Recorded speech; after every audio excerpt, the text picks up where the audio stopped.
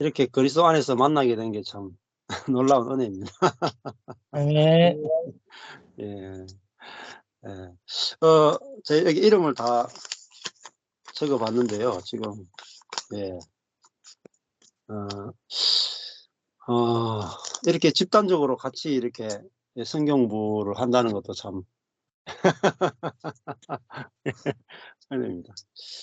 그냥 뭐 우리가 그리스도 안에 같은 한 형제니까 이렇게 편하게 아주 자유스럽게 하시면 되고, 인제 어 제가 저도 이게 성경 해석을 뭐 제가 인위적으로 공부해서 연구해서 이렇게 하는 게 아니고, 제가 망한 자리에서 하나님께서 성경을 보는 눈을 열어 주셔 가지고 은혜로 받은 것 밖에 없습니다. 그래서 제가 은혜로 거저 받았기 때문에 또 거저 나누어 드리는 것이고, 어 그렇게 할 때 여러분도 또 거저 받았기 때문에 또 거저 나누어 주게 될 겁니다.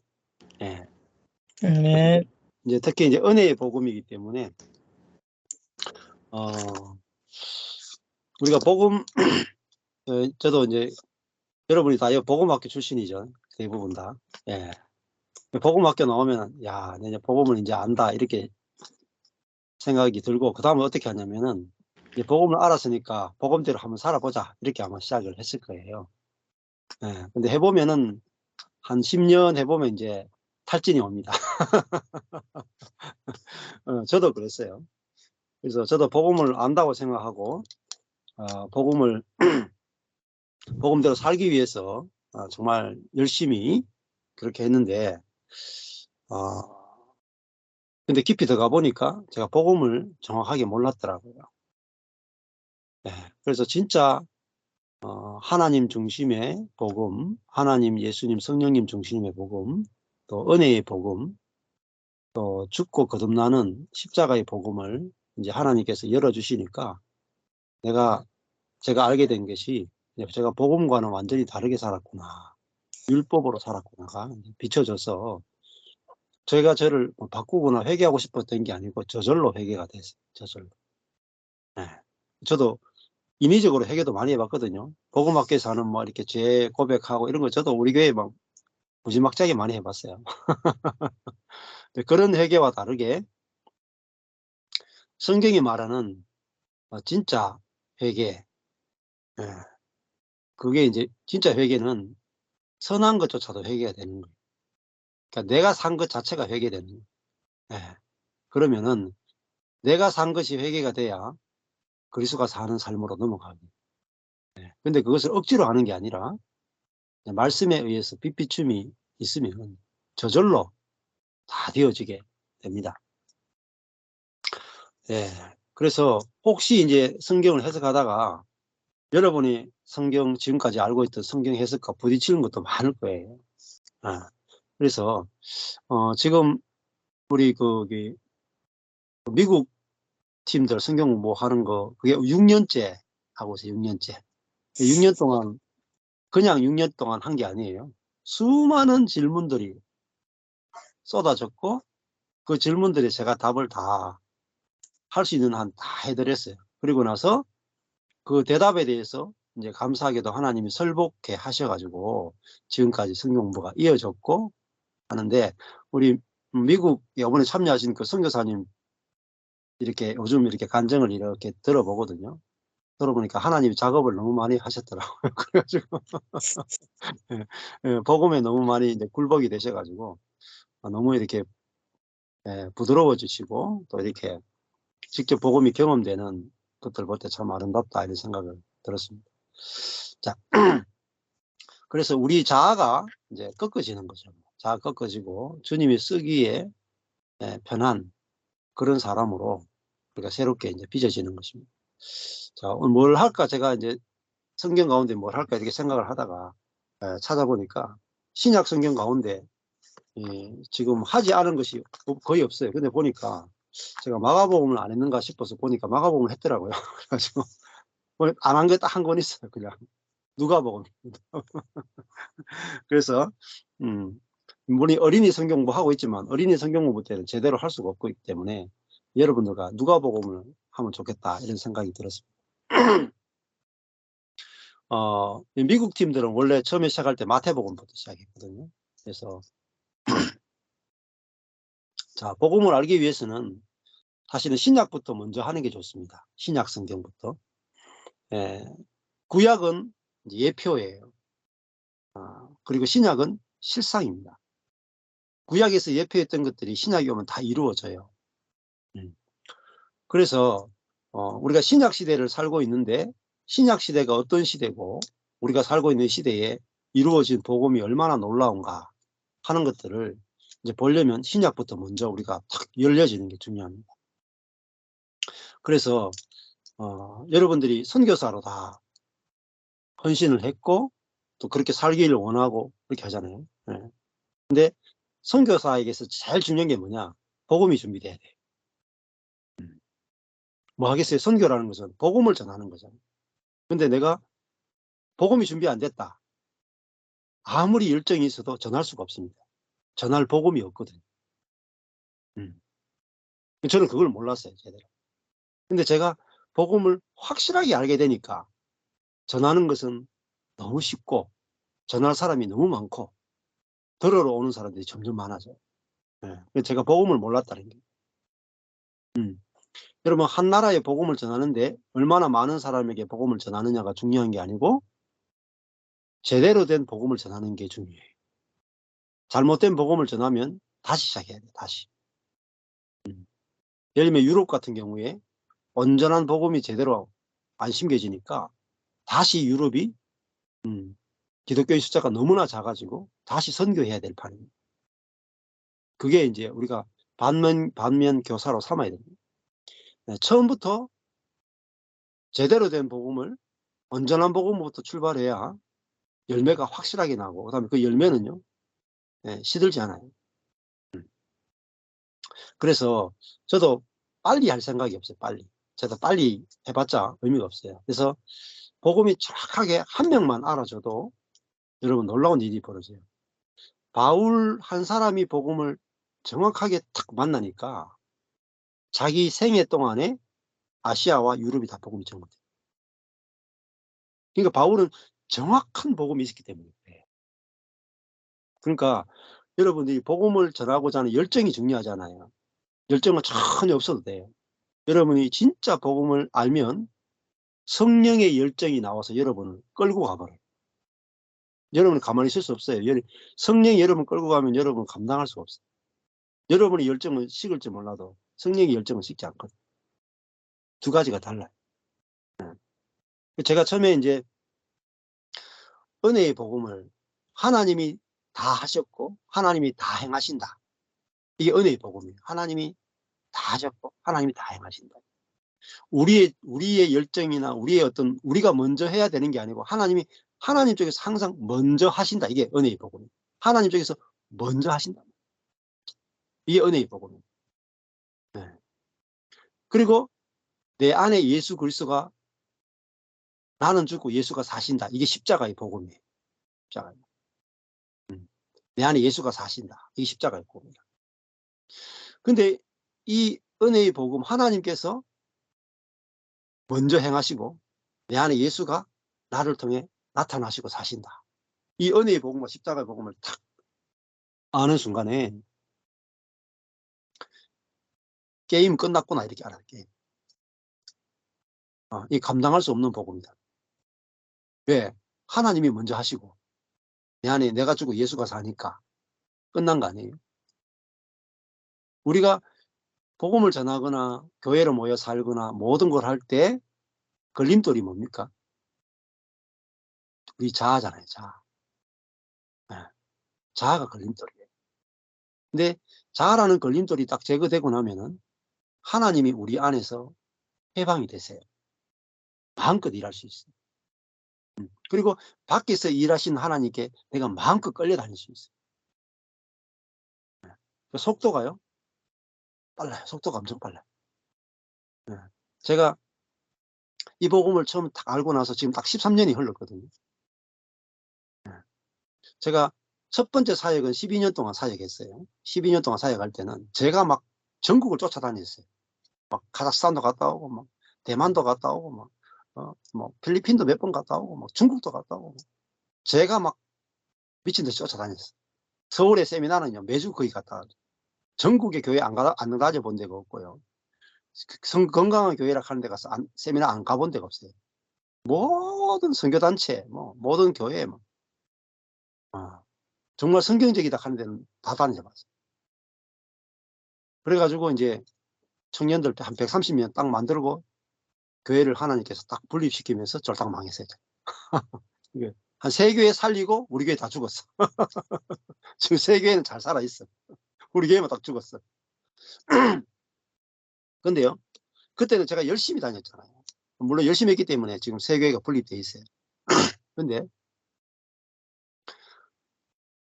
제가 죽었기 때문에, 내가 그리스도와 함께 십자가 못 박혀 죽었나니, 그러면 다 죽은 거예요. 내 열정도 죽고, 내 선함도 죽고, 나의 어떤 능력도 죽고, 다 죽은 거예요. 내가 죽으면 어떻게 되느냐? 내 안에 주님이 사세요. 주님이 나타난다니까. 내가 걸림돌이지 다른 건 아무 걸림돌이 없어요. 그래서 내가 죽었구나가 확실하게 죽어야 되는 게 아니에요. 죽었구나가 보이는 거예요. 보이는. 네. 그리스도가 죽을 때 그리스도 안에 내가 포함되어서 죽은 것이 알아지고 보이는 거예요. 네. 자, 그랬더니 제가 지금 13년이 지났는데 제가 먼저 사역한 것이 없어요. 그전에 항상 제가 먼저 프로그램을 만들고, 제가 그걸 운영을 하고, 제가 전도하러 사람들을 모으고, 제가 훈련을 시키고, 항상 제가 먼저 하고, 주님은 따라오면서 도와주세요. 제가 앞서가고 주님이 따라오는 것이었어요. 근데 내가 죽고 예수가 사는 복음, 은혜의 복음은요, 하나님이 먼저 하시고 제가 따라가는 거예요.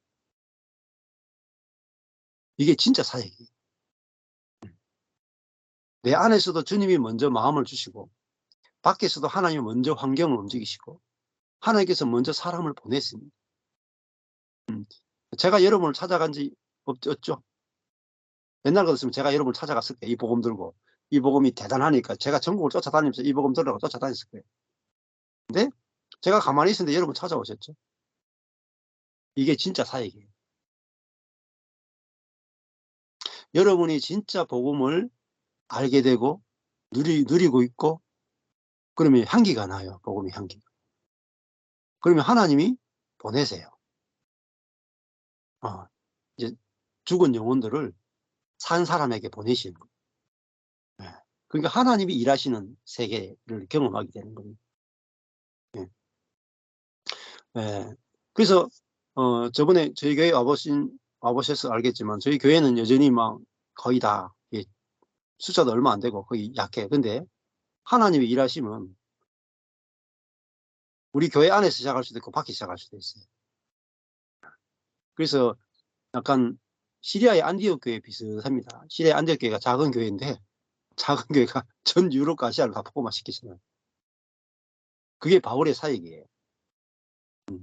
그러니까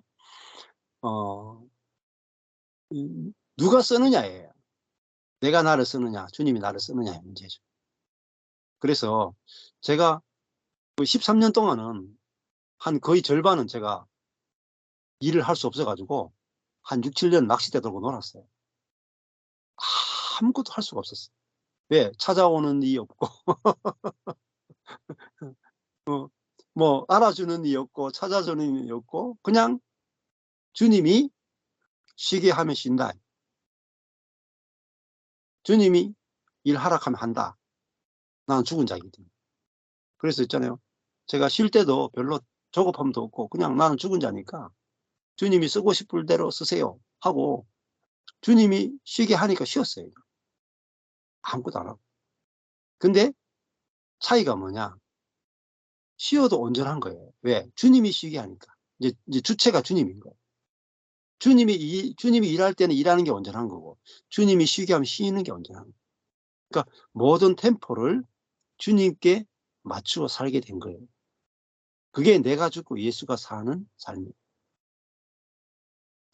그럼 어떤 일이 벌어지냐면 가만히 있는데 사람이 자꾸 찾아와요. 가만히 있는데 하나님께 사람을 보내서 뭔가 배우게 하고 교통케 하고 필요를 공급하시고 계속해서 하나님 일하세요. 쉬지 않고. 내가 멈추면 하나님 일하시는 게 보이기 시작해요. 제가 가장 유명한 그 스님이 만든 책 있잖아요. 멈추면 비로소 보이는 것들.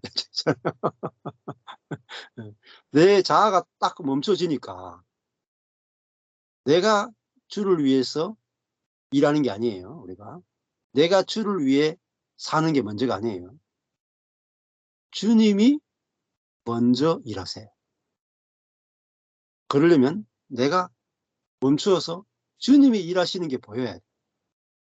네. 그래야 그 길을 따라갈 수 있는 거예요.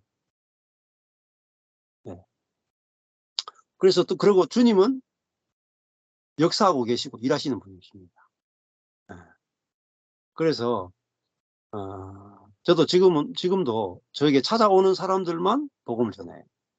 제가 찾아가지 않습니다. 그러니까 찾아왔다가 가죠. 안녕, 잘 보냅니다. 다음에 또 주님이 보내시면 또 만납니다. 그래서 찾아오는 사람만 해도 바빠요, 지금은. 하루에 오늘은 4팀 하거든요, 4팀. 예. 그러니까 낚싯대만 들고 있었는데 사역이 점점 일어나잖아요. 왜 그럴까요? 사역의 주체는 우리가 아니에요. 주님이십니다. 주님도 사도행전에서 일어났던 그 경험이나 역사가 지금도 동일하게 이루어집니다. 여러분 한 사람이 다 바울이에요, 바울. 바울이 산 사람이 아니에요. 바울은 죽고 그리스도가 바울을 통해서 나타나십니다. 그러니까 우리도 똑같아요. 하나님 우리를 부르시되 나는 죽고 그리스도가 나타나는 삶으로 우리를 다 부르셨단 말이에요. 그래서 제가 13년 전에 이 복음을 딱 깨달은 순간에 알게 된 게 뭐냐면 한 사람만 있어도 되는구나. 한 사람. 바울 한 사람만 있어도 되는구나. 그걸 알게 된 거예요. 내가 죽고 예수가 사는 한 사람만 있습니다. 그래서 제가 그걸 딱 아는 순간에 야, 내 일생 동안에 내가 죽고 예수가 사는 그 사람 한 사람만 나올 수 있다면은 내 인생이 아깝지 않다. 내가 그렇게 돼도 내 인생이 아깝지 않고 내 한 사람만 그렇게 돼도 나를 통해서 그 사람 한 사람만 더 나온다 하더라도 이거는 영광스러운 일이고 내 인생이 너무 값지게 쓰이는 것이다. 그렇게 알아지더라고. 제가 청년들을 10년 이상 130명을 훈련시켜 봤어요. 제자 훈련 철저하게 복음학교만큼 철저히 시켰어요. 매일 모였으니까 훈련시켜 봤는데 자아가 죽은 사람 한 명도 못 길러냈어요.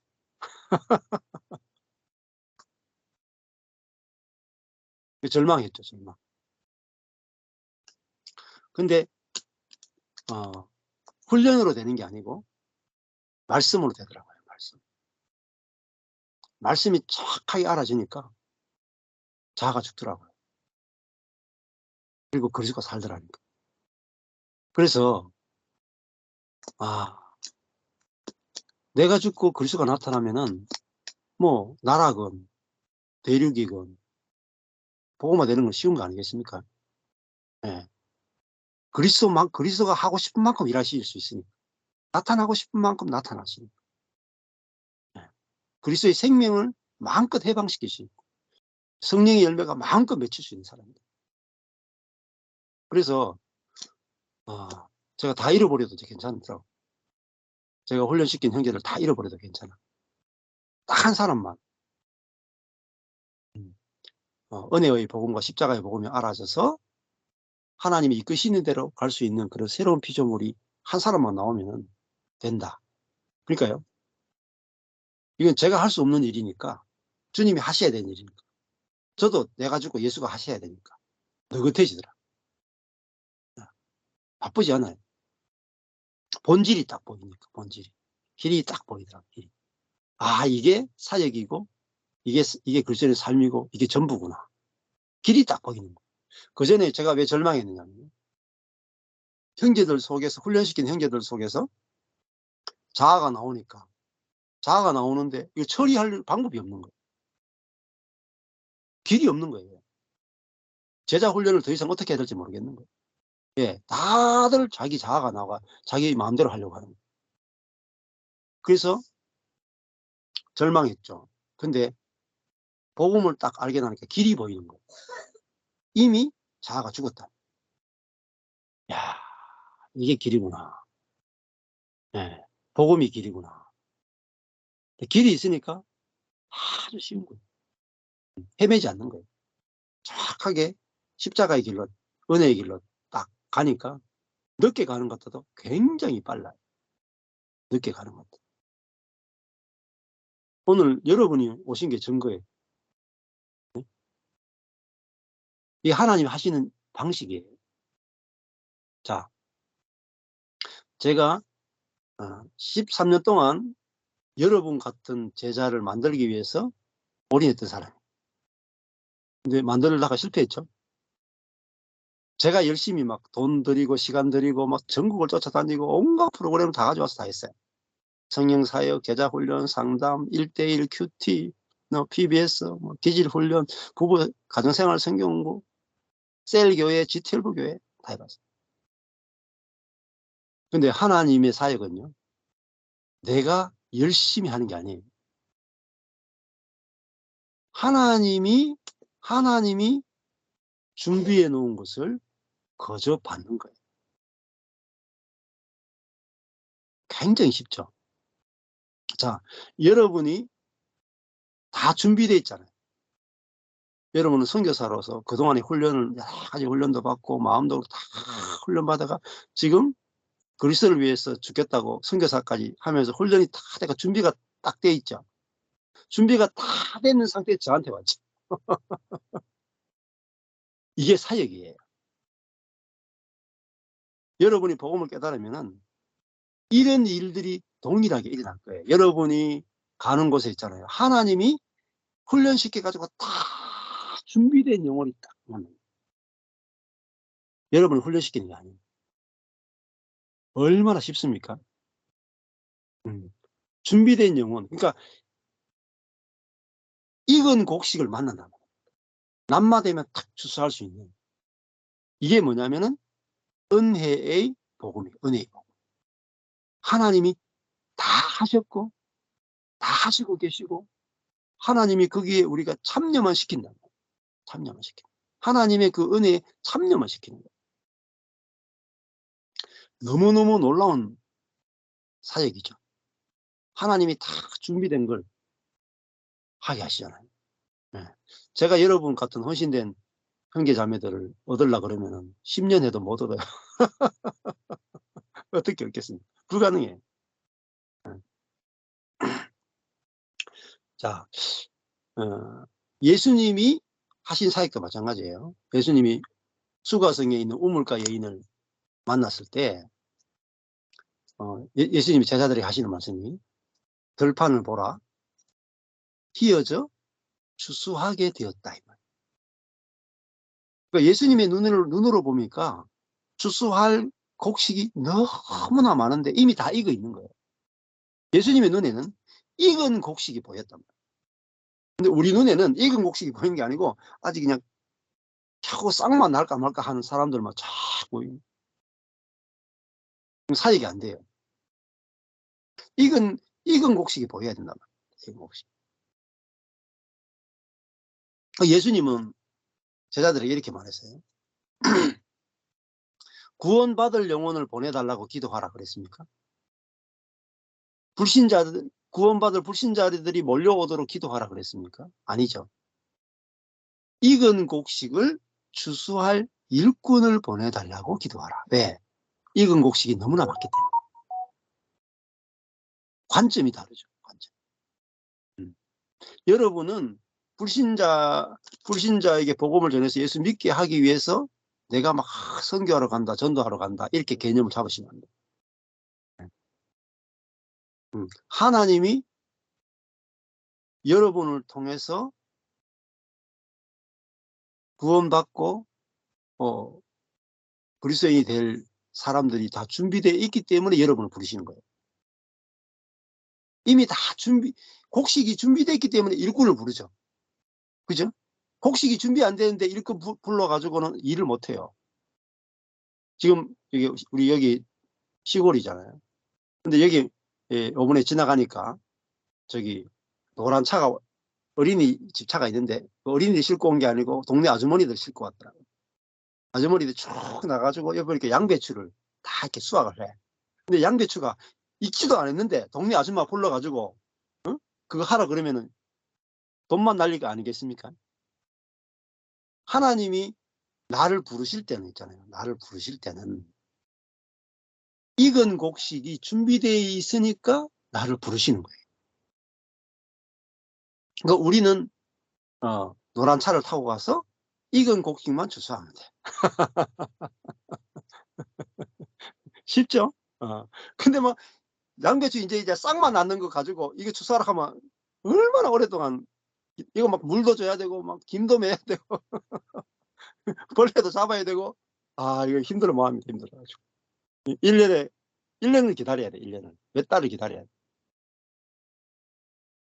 그래가지고는 우리가 복음화가 불가능해요. 그래서 왜 내가 헌신했음에도 불구하고 힘들었고 헌신해서 불구하고 열매가 없느냐, 왜 사역이 진척이 안 되느냐, 그것은 하나님 중심으로 은혜 중심으로 우리가 사는 법을 몰랐고 사역하는 법을 몰랐기 때문입니다. 자, 그러니까 하나님의 은혜는 우리 삶에서 버릴 게 없어요. 이게 특징이 하나님의 은혜는 버릴 게 없어요. 예를 들면은 제가 이 은혜와 십자가의 복음을 처음에 알고 난 다음에 저희 교회 안에서는 전해지지가 않아요. 형제 자매들이 이걸 못 받아 먹어요. 그게 다 나가는 거예요. 못 받아 먹어가지고. 누구부터 받아들이느냐, 하나님이 예비해 놓은 익은 목사님 사모님들을 먼저 불러서 복음을 전하게 하셨어요. 우리 교회 밖에. 그래서 하나님이 복음을 전할 대상까지도 정해줘요. 하나님이 전해야 될 복음도 정해주고 복음을 받아들일 영혼도 정해주고 불러 모았어요. 그래서 저는 하나님께서 불러 모아주는 영혼들만 복음을 전했어요. 계속. 한 명을 보내면 한 명하고, 두 명을 보내면 두 명하고, 세 명을 보내면 세 명. 제가 한 명하고도 오랫동안 합니다. 두 명하고도 오랫동안. 세워라 내워라. 하나님이 보내주시는 사람을 계속 하는 거예요. 그리고 그 사람들하고 할 때 했던 걸 녹음을 해뒀거든요. 근데 이제 코로나가 온 거죠. 코로나 시기가 오니까 오프라인으로 못 모이잖아요. 그동안 모였던 모임들이 다 못 모이고 제대로 모일 수도 없고, 그래서 코로나 때 제가 유튜브를 방송을 시작하게 됐어요. 또 코로나 때 제가 뭐 할 일이 없으니까 뭐 제가 산나물 이런 걸 좋아하기 때문에 나물 방송을 하고 싶다. 이거 시간을 많이 주시니까 제가 나물 방송을 해야 되겠다 싶어가지고 그때부터 또 고속도로 휴게소에서 그 산나물 소개하는 책을 하나 사가지고 공부를 했어요.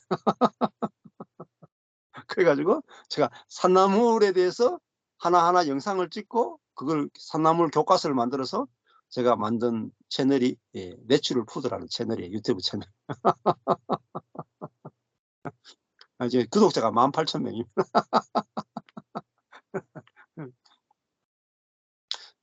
이걸 왜 제가 말씀드리냐면은 사역도 있잖아요. 사역의 속도도 주님이 조절하셔요. 사역의 방법, 사역의 속도, 사역의 능력, 사역의 주체 전부 다 주님이 다 하셔야 돼요. 그게 진짜 사역이에요. 그리고 이제 할 일이 없으니까 제가 그동안 찍어놓은 영상을 가지고 유튜브에 막 올리는데 그때 애플리케이션이 별로 없었어요. 그러니까 이게 그 영상을 만드는 앱이 너무 없어가지고 이 음성을 이렇게 영상으로 만들어야 유튜브를 올릴 수 있잖아요. 음성만으로 못 올려요. 근데 그걸 만드는 앱이 없어가지고 막 억지로 만들고 막 이래가지고 허접하게 만들기 시작한 게 제 이 채널이에요. 그때는 또 녹음도 제대로 안 돼가 막 시끄럽고, 그다음에 또 제가 또 율법이 없기 때문에 애들이 막 돌아다니면서 막 이런 자본까지 다 집어넣고 막 대충 해서 일단 다 올리자 해가지고 쫙 다 올린 게 이 채널의 시작이에요. 사역은 좀 허접하게 하셔야 돼요.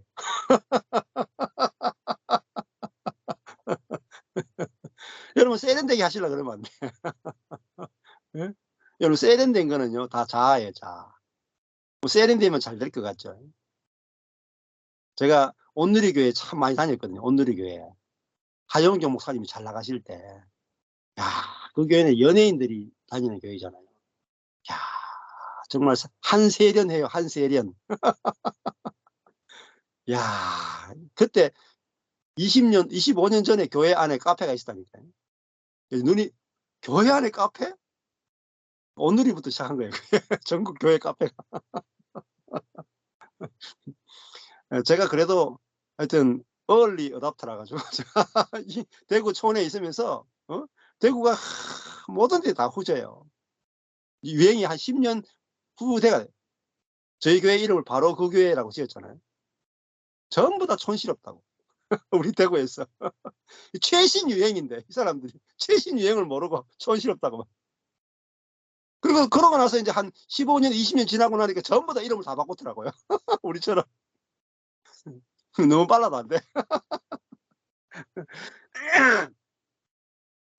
제가 그런 교회 가면은요, 막 정말 세련되거든요. 뭐 찬양, 월십 행사하면요, 막 삐까번쩍하게 해요. 막. 그리고 막 나오는 사람도 게스트도 엄청나고. 근데 그게 전부 자아입니다, 자아. 하나님이 오롯이 할 수 있는 길을 막아요. 우리의 능력이나 우리의 지혜가 많이 들어가면 들어갈수록 있잖아요. 하나님의 생명이 해방되는 걸 막아요. 그러니까 내가 죽어야 그리스도가 사는데 내가 멋지게 살아있으면 주님이 나올 길이 없어요.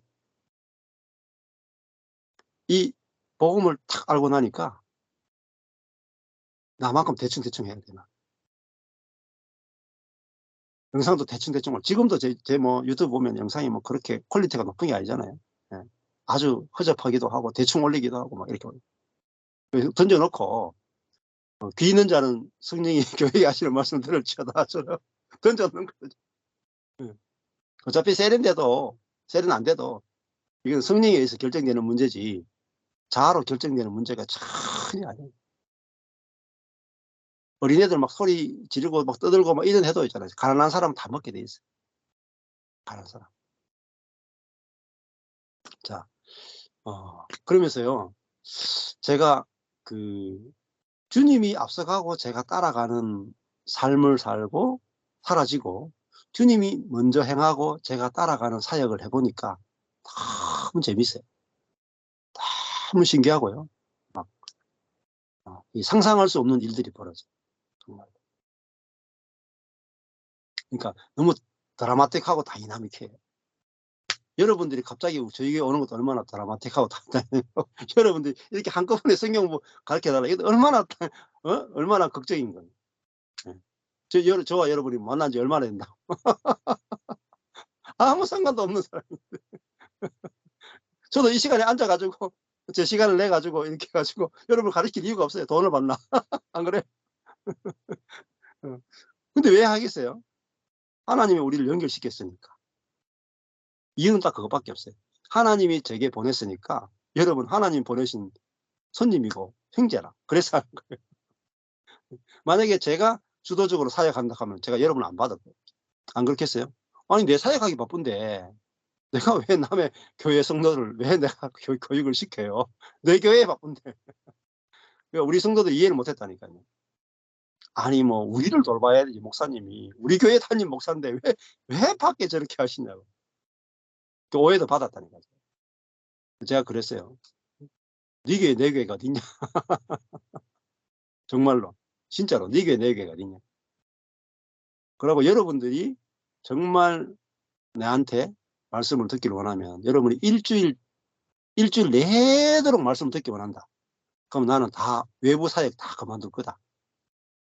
여러분 일주일 내내 말씀을 가르치기를 누구보다도 나는 간절히 원한다. 그렇게 이야기할까요? 목사님 됐습니다.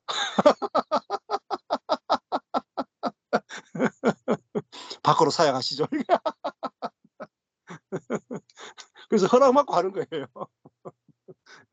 지금도 그래요, 저는. 아니, 그냥 목사가 자기 위해 성도들 훈련하기 원하지, 밖에 하기 원하겠어요? 내양, 1차적인 내양을 양육하기 원하죠. 근데 내양들이 뭐, 우리는 뭐, 목사님 천천히 들어도 되니까. 바쁜 사람 먼저 전하세요. 이게 하나님의 사역이에요. 하나님의 사역. 그래서 있잖아요. 아까 전에 휘어져 추수하게 됐다. 익은 곡식이 준비돼서 휘어져 추수하게 됐다. 여러분이 복음이 알아지기 시작하고 복음이 정확하게 경험되기 시작하면요. 여러분이 이 복음의 세계를 경험하면 옆에 사람들이 전하지 않을 수가 없어요. 내가 해방된 만큼 구속된 자가 보여요. 내가 자유를 누리는 만큼 자유가 없는 사람이 보여요. 내가 안식을 누리는 만큼 안식을 누리지 못하는 사람이 보이거든요. 그러면요. 전하지 않을 방법이 없어요. 좌절로 전하게 되어 있어요. 자, 그래서 일단은 뭐 저와 여러분이 이렇게 만났으니까 제 감정을 일단 좀 이렇게 사역이나 감정을 좀 들어보셔야 조금 이해가 될 거고, 또 특별히 이제 선교사로 부름을 받았다는 것은 결국은 우리는 교회를 건축하는 거잖아요. 교회. 선교는 단순히 영혼을 전도하는 게 아니에요. 영혼을 전도하는데 이런 포커스를 두시면은 너무 이 목표가 낮은 거예요. 전도해봤자 건축이 안 되면 소용없어요. 그렇죠? 그러면 전도된 다음에 그 사람들이 서로서 연합해서 건축이 되어서 그리스도의 몸으로서 그리스도를 표현할 수 있는 교회가 돼야 돼요. 그러니까 선교사는 복음만 전하는 게 아니라 교회를 건축할 수 있어야 되고, 그래서 사도 바울도 복음을 복음만 전하는 사람을 전도자라 그래요. 전도자. 그렇죠? 초대교회 보면 전도자가 있죠. 근데 사도 바울은 사도라 그래요. 사도. 사도는 복음만 전하는 게 아니고 복음을 전해서 교회를 만드는 거예요. 그리고 그 교회 리더들을 세우고 또 그 교회들을 섬길 수 있는 감독들을 세우고 하는데, 그러면 교회가 건축된다는 예배당이 건물이 아니고 사람과 사람이 그리스도의 생명으로 짜맞추어져서 생명이 흐르는 공동체, 그리스도를 표현하는 그리스도의 몸을 만드는 이 교회 건축에 대한 비전과 환상이 보여진 사람입니다. 그래서 첫 번째는 여러분이 복음이란 무엇인가가 정확하게 알아져요. 그리고 교회는 어떻게 건축이 되는가까지 아셔요. 그 알아야 또 그러면 교회가 어떻게 건축되는가를 알려면 교회란 무엇인가를 여러분이 정확하게 보셔야 돼요. 복음이란 무엇인가 아는 것도 우리가 정확하게 보여줘야 되고, 교회란 무엇인가 이 두 가지가 확실하게 알아요. 그래서 이제 제가 로마서를 지금 하고 있잖아요. 요즘 그래서 지난주하고 이번 주에 제가 교회란 무엇인가 라는 부분을 제가 설교했잖아요. 여러분들이 잘 들어보세요. 여러분이 결국은 여러분 지금도 겨자씨 교회도 교회죠. 그러면 정말 교회가 교회되게 하는 게 뭔가요? 교회가. 복음이 정확하게 알아지지 않으면 교회가 교회될 수 없어요. 교회가 이렇게 전부 다 모래알처럼 흩어져 있단 말이에요. 모래알이 모이면 교회가 안 돼요. 이 진흙과 같이 딱 만나면은 뗄 수 없는, 성령으로 뗄 수 없는 하나됨이 유지돼야 돼요. 그러니까 어떤 문제가 딱 생겨도, 어떤 상처를 받아도 그 안에서 그 상처가 치유될 수 있는, 분열되지 않는 그런 그리스도의 사랑으로 생명으로 딱 하나가 되고 그것이 경험되고 누려지는 것이 교회거든요. 그러니까 이 죄와 세상을 이길 수 있고 자아를 이길 수 있는 게 교회예요. 그러면 그런 교회가 돼야, 그 교회가 있어야 그 다음에 또 이 교회로서 복음을 전할 수가 있어요. 처음에는 복음을 한 사람에게 전하지만 그들이 모이면 교회를 이루죠. 그러면 교회 안에 복음의 실제가 있어야 복음을 강력하게 전할 수 있어요. 그래서 우리가 성경을 이렇게 이제 공부를 하는 걸 통해서 이제 그런 과정들을 이제 이렇게 알고 배우는 그런 시간들이 됐으면 좋겠다 그런 생각이 듭니다. 자, 누가복음 오늘 뭐 조금 앞에 조금 하시면 되겠네요. 제가 뭐 앞에 한 시간 정도 이렇게 제가 좀 이야기하고 나머지는 여러분들 질의응답하고 나눔들 좀 하시면은 좋을 것 같아요.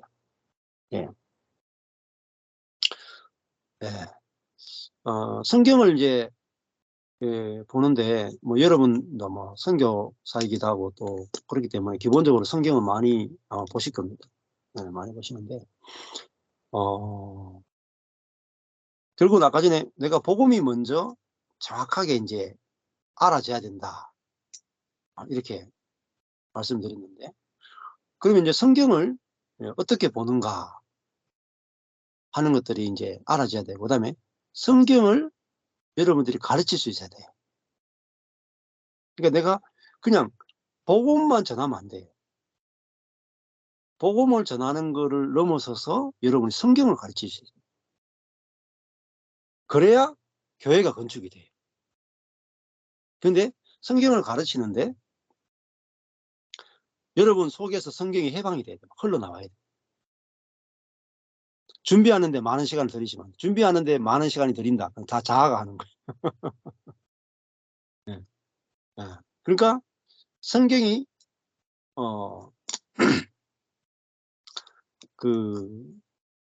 근데 이 성경을 볼 때 중요한 관점이 중요해요. 관점.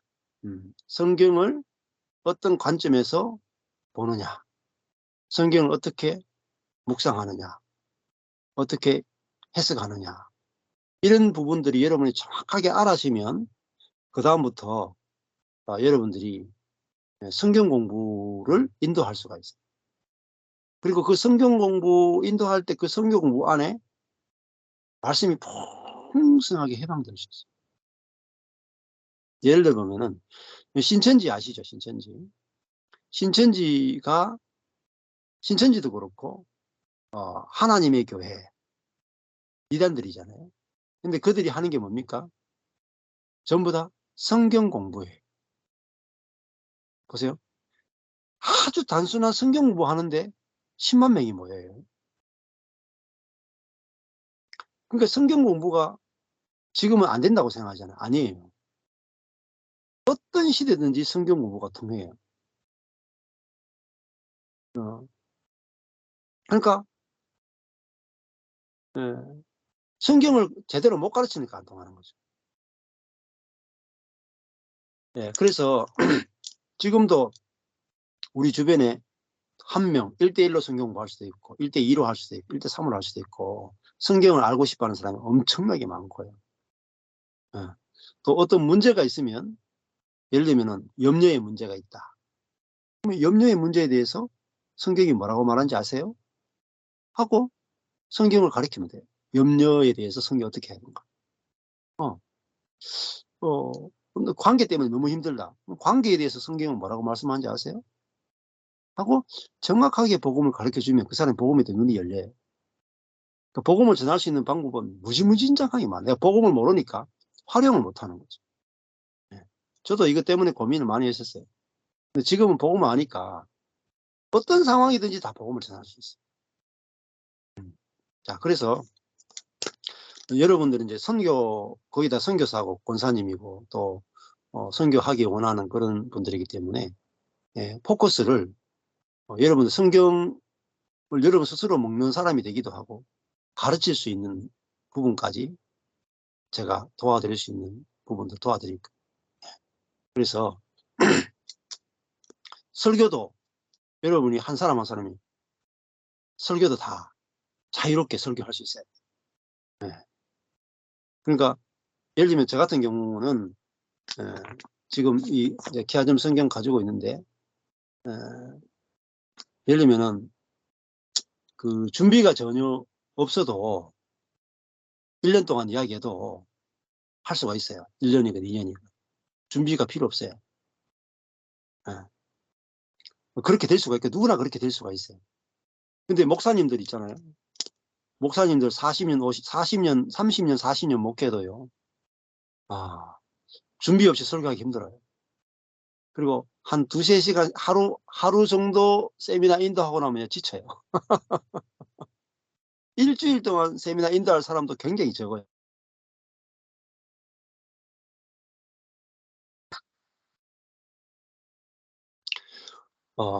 근데 결국은 우리가 복음을 전하고 선교를 하는데 말씀이 풍성해요.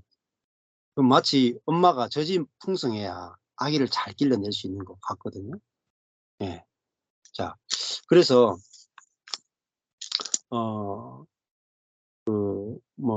성경을 이제 보는 데 있어서 누가복음 같은 경우도 그렇고, 이번에도 제가 영상 올렸지만은 제일 중요한 것이 이제 하나님의 관점으로 보시는 거예요.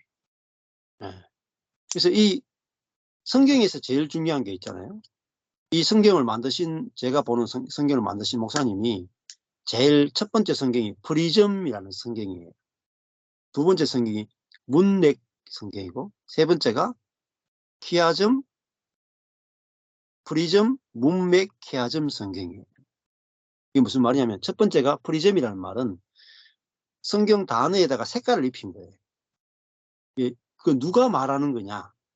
예를 들면 하나님과 예수님과 성령님이 단어가 나오고, 하나님이 말씀하는 거, 예수님이 말씀하는 거, 성령님이 말하는 거 전부 다 빨간색으로 다 칠해요. 그게 프리즘 성경이에요. 근데 이게요, 굉장히 중요한 거예요. 여러분이 지금 성경을 갖고 있는데 하나님, 예수님, 성령님 글자가 나오는 부분이, 하나님, 예수님, 성령님 나오는 부분, 이렇게 말씀을 다 빨간색으로 딱 해가지고 이렇게 빨간 펜으로 딱 한번 해보십시오. 그러면, 그리고 하나님, 예수님, 성령님께 포커스를 맞추어서, 하나님 어떤 분이시지? 하나님 어떻게 일하시지? 거기에 포커스를 맞춰서 성경을 읽어보세요. 그죠? 내가 적용을 위해서 성경을 읽는 거하고, 하나님, 예수님, 성령님이 어떤 분이신지 발견하고 그분을 묵상하기 위해서 성경을 읽는 것은 어마어마한 차이를 일으킵니다. 어마어마해요. 쉽게 얘기하면은, 밭에 갔는데, 예? 그 일꾼을 불러가 밭에 갔는데, 어떤 사람은 양배추를 다 수확하고 있는데, 어떤 사람 옆에서 쑥만 캐고 있는 거라. 똑같은 밭이에요. 똑같은 밭인데, 눈이 어디에 포커스가 맞춰져 있느냐에 따라서 내가 캐서 나오는 게 달라요. 성경도 바과 같아요. 성경은 제일 먼저는 하나님이 어떤 분이신가. 근데 하나님 어떤 분이신가에도 초점 맞출 때 은혜의 하나님을, 은혜의 예수님을, 은혜의 성령님을 발견하는데 초점을 두고 성경을 읽어보십시오. 그러면 저희들이 이제 누가복음을 시작하잖아요. 누가복음.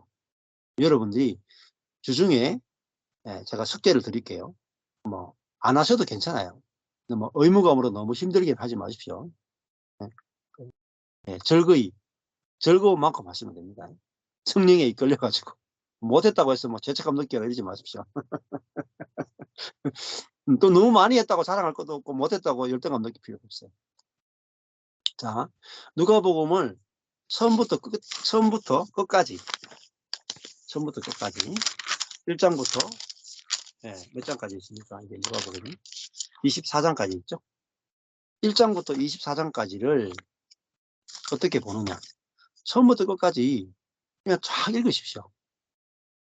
스토리가 어떻게 되는지 처음부터 끝까지 쭉 읽으시고, 또 다음에 또 두 번 읽을 때는 그 안에 하나님 어떤 분인가, 예수님 어떤 분인가, 성령 어떤 분인가 포커스를 두고 읽으세요. 그렇게 저도 처음에 필리핀에 갔을 때 이 복음을 알게 된 게, 딴 게 없어요. 창세기부터 성경을 읽는데 하나님이 어떤 분인가? 하나님이 어떻게 일하시는가? 하나님의 성품이 어떤가? 그게 은혜의 하나님이 딱 보이니까요. 제가 지금까지 알고 있던 하나님이 아니더라고요. 다른 하나님을 발견한 거죠. 그 하나님을 알 때 제게 얼마나 큰 은혜가 왔는지. 와, 이게 노다지를 발견한 거예요. 야, 은혜의 하나님을 발견하면 우리 속에 은혜가 넘쳐요. 우리가 메마르는 것은요, 은혜의 하나님을 발견하지 못했기 때문입니다. 그 성경에서 사람의 도움이 필요 없는 하나님. 하나님 쪽에서 일방적으로 약속하시고 하나님 쪽에서 먼저 행하시는 하나님 찾아보세요, 여러분. 누가복음 다음 주 일주일 동안 읽으시면서 사람이 구하기 전에 먼저 찾아오시고 먼저 일하시는 하나님을 한번 누가복음 쭉 읽으면서 내가 알고 있는 하나님과 누가복음에서 말하는 하나님이 어떻게 다른가를 한번 쭉 그 관점에서 읽어보세요. 그러면 여러분 하나님에 대해서 놀라운 것들을 발견하게 될 거예요. 그리고 그 하나님에 대해서 내가 매력에 빠져 하나님께 완전 사로잡혀요. 응? 정말 내가 상상도 못한 하나님을 만나게 돼요. 그게 제게 엄청난 은혜가 돼요. 힘이 되고 하나님 정말 너무너무 아름다우신 분이구나. 너무너무 좋으신 분이시구나. 너무너무 지혜로운 분이고 너무너무 놀라운 분이구나. 너무너무 사랑이 많은 분이구나. 그러니까 하니까 영혼이 막 살아나는 거예요. 그러니까 막 그럴 때 있잖아요. 결국은 뭐냐면은 그 다음에 하나님, 예수님, 성령님이 어떤 분인가 발견하라 그랬어요. 두 번째는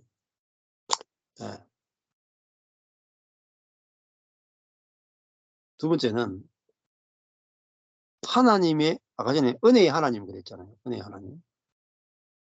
두 번째는 성경 읽을 때 하나님의 마음을 만나는 게 중요해요. 하나님의 마음.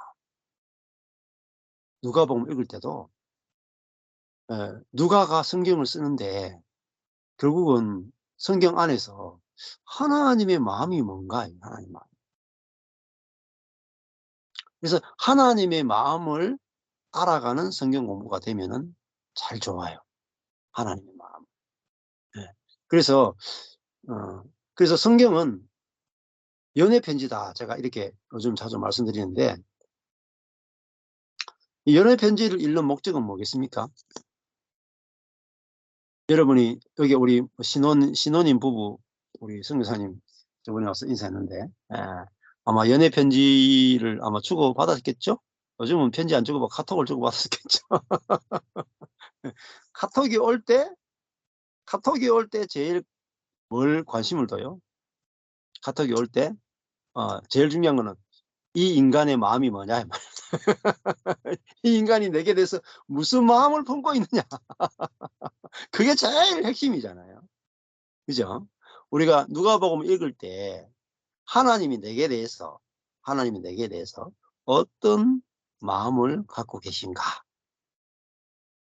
이 관점을 가지고 한번 읽어보세요. 그래서 성경을 읽으면 하나님이 내게 보내신 연애 편지이기 때문에 그 성경을 읽고 나서 여러분의 마음이 달라져 있어야 돼요. 그게 성경을 잘 읽은 거야. 그러니까 만약에 형제가 자매한테 연애 편지를 줬단 말입니다. 내가 한 번도 말한 적이 없는데 자매를 1년 동안 쭉 지켜보고 있었어. 응? 사실은 첫눈에 반했어. 근데 지금에서야 이야기하네. 나와 사귀어주면 안 되겠어? 편지를 딱 보냈어. 자매가 그 편지를 딱 받았어. 그 이후에 아무 일도 없었다. 이러면 끝난 거야. 그렇죠? 아니 이게 이 문장의 문법이 어떻고 반복되는 단어가 어떻고 이게 대칭이 어떻고 이거 아무리 따져봐 해석이 어떻고 이거 따져봐도 소용없어요. 중요한 거는요. 상대방의 마음이 내게 알아져야 되는 거잖아요. 그렇죠? 연애 편지는 상대방의 마음이 딱 알아지는 순간에 이제 그 연애 편지 내려놓고 그 사람하고 이제 연애가 시작되는 거죠. 그러니까 연애 편지를 읽기 전과 읽은 후는 이전과 같을 수가 없어요. 왜냐하면은 편지를 보낸 사람의 마음과 접촉이 됐기 때문에. 그렇죠. 그래서 성경을 가장 잘 해석하는 것은 원어로 해석하는 게 아니고 성경에 있는 하나님의 애절한 사랑의 표현이 내게 터치가 돼서 내가 하나님의 마음이 알아지고 만져지고 느껴지는 거예요. 그러면은 성경을 읽은 다음에 성경을 읽기 전에 하나님과 관계와 성경을 읽은 이후에 하나님과의 내 관계가 달라져 있는 거예요. 연애 안 된 하나님과 내가 밋밋했는데 지나갈 때 뭐 지나가는 개 보듯이 그렇게 지나오는 관계였는데 성경을 딱 읽고 나니까 하나님과 완전히 연애에 빠져버려요. 그게 좋은 성경 읽기입니다. 그죠? 예, 그래서 하나님의 마음을 그러니까 이런 거죠. 뭐 예를 들면은 누가복음 1장을 여러분이 읽어요. 여러분 1장 읽으면 사가랴가 나오고 엘리사벳이 나올 거예요. 그죠? 사가랴와 엘리사벳, 세례 요한, 그리고 마리아가 등장. 그러면 여러분이 읽을 때 하나님이 사가랴에 대해서 어떤 마음을 갖고 계실까? 하나님이 엘리사벳에 대해서 어떤 마음을 갖고 계실까? 하나님이 마리아에 대해서 어떤 마음을 갖고 계실까? 하나님이 세례 요한에 대해서 어떤 마음을 갖고 계실까? 이게 비춰져야 돼요. 그러면요, 그것이 내게 와요. 하나님은 내게 대해서 어떤 마음을 갖고 계실까? 그럼 성경이요, 내게 쓴 편지가 돼요. 그러면 하나님이 내게 쓴 편지로 보여야죠. 그 성경이 막 살아나요. 성경만 읽어도 여러분이 영혼이 막 춤을 춰요. 그리고 그다음에 할 말이 너무 많아. 할 말. 하나님의 은혜에 대해서 막 증거하고 싶은 게 너무 많아. 그걸 가지고 와서 여러분이 성경 공부 시간 나누는 거예요. 하나님이 마음이 어떻다. 나는 하나님의 이런 마음을 만났다. 그걸 나누면은 아주 풍성한 성경 공부가 된다고 생각할 수가 있어요. 자, 이게 가장 중요한 거예요. 가장. 그리고 또 계속 이야기하겠지만 세 번째는 여러분 성경을 1장부터 누가복음 1장부터 24장까지를 그냥 반복해서 이렇게 읽으시면서 이제 읽으면은 뭐가 보이냐면 전체가 그림이 보여요. 연결이 돼요. 연결이 되면 뭐가 좋으냐면 앞에 했던 이야기가 어디에 있는지 또 알게 돼요. 뒤에 있는 이야기가 어디. 그러니까 연결이 되면 완전히 성경이 다르게 보여져요.